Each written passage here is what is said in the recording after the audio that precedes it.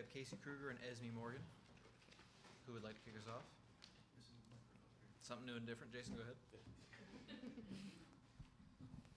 Thanks to you both for speaking with us. Congrats on the win. I wanted to ask first, in the first half especially, there was a lot of width. Last week, Jonah had mentioned maybe wanting, this maybe goes to you, Casey, getting more out of the wingbacks and wide forwards. And tonight it was very obvious, like touchline to touchline from the start. How did you see that playing out in terms of setting the stage for the first half and getting the 2 goals, kind of dominating that first half? Yeah, I think the first half we did quite well. We knew that they were going to try and clog up the middle so that the space would be out in the channels. And so I think us wingbacks were really focused on our positioning and kind of playing with it, trying to force either the outside back but to jump while also beating their winger. So I think that was a big focus for us in making sure we always gave the center backs an option. And I think it went a little bit better this week for us. Esme, we've heard from Trinity and Hatchie about the celebration. Wanted to know what the inspiration was, and maybe Trinity said her role in this was sort of make sure that it was someone did the celebration. How does that go, trying to get some of the players who are maybe like, I don't know if this is for me, on board for a pretty big celebration? Well, I mean, Hatchie took a little bit of persuading, to be fair, before the game.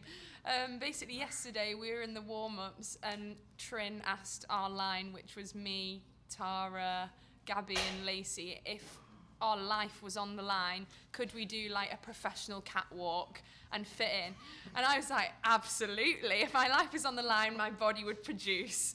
And then,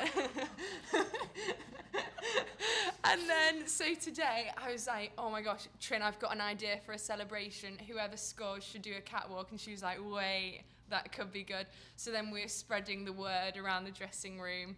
And we very specifically told Hatchie, actually, so I think we manifested that she was going to score because, yeah, we were like convincing her. And she was like, I don't know. And I just like grabbed her hand and shook it so she was in.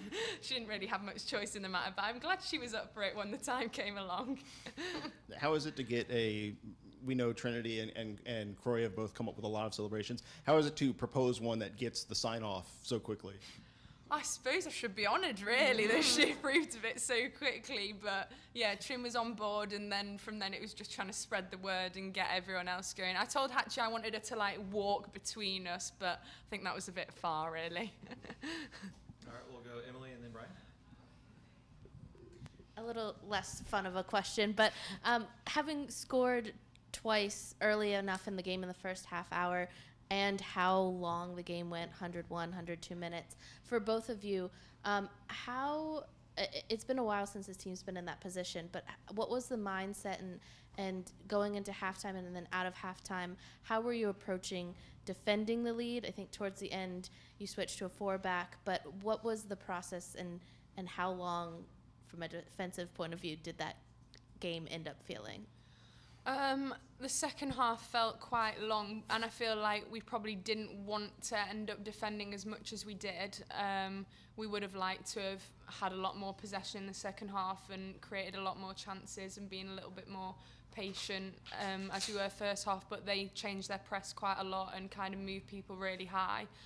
So we had to play a little bit more direct, which means there's always more frequent turnovers. So yeah, the last half an hour or so was kind of just backs to the wall, defending.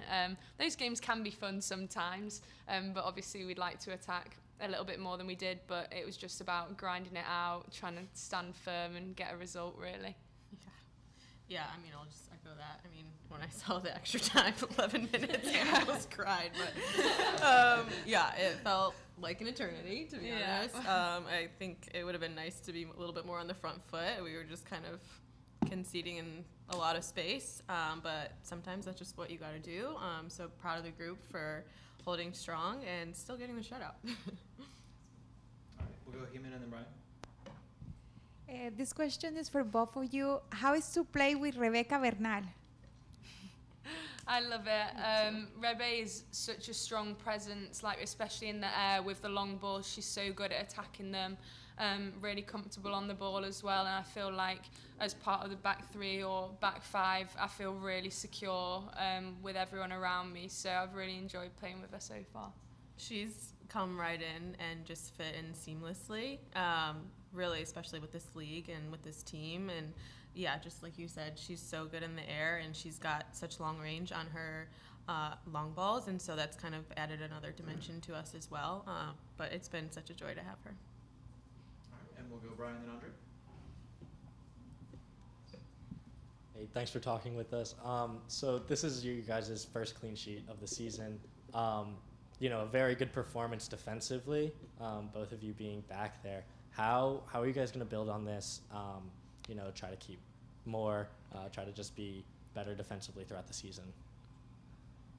Oh, sorry, you were drinking. I'll go.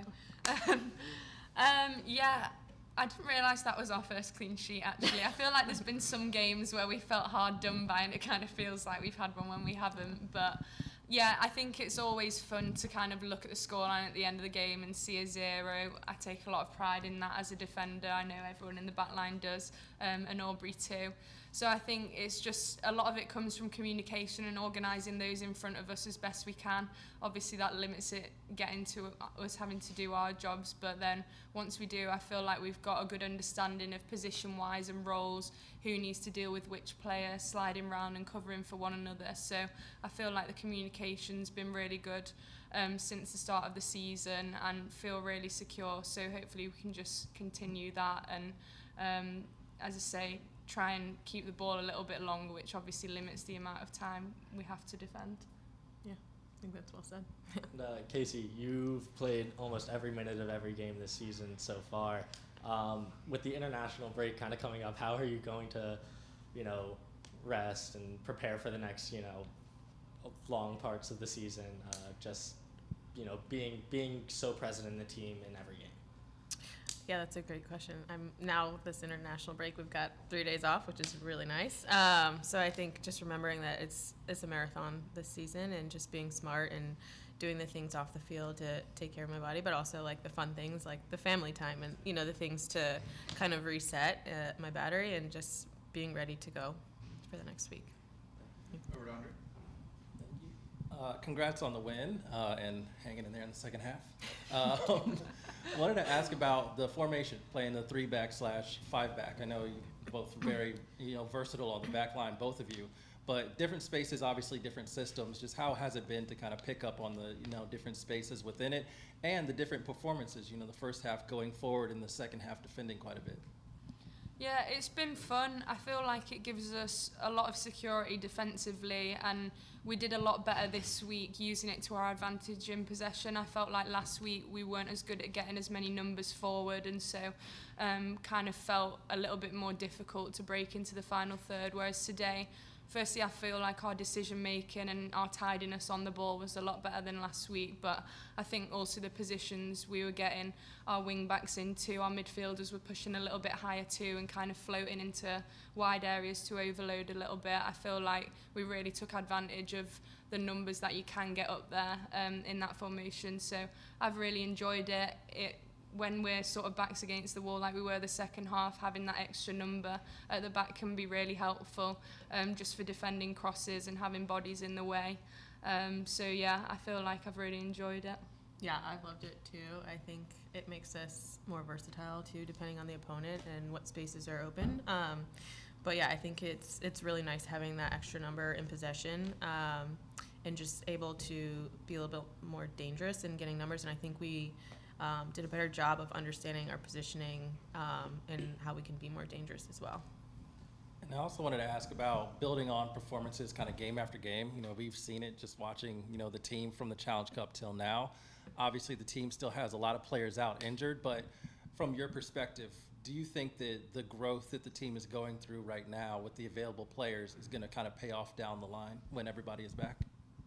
Yeah, absolutely. I think we're just going to continue to get better and better, and if we're already, improving this much, missing how many players right now, I think it's exciting to think about where we're going to end up at the end of the season. All right. Thank you, Casey and Esme. Thank you, everybody. We will see you in a few weeks. Thank you. Thank you.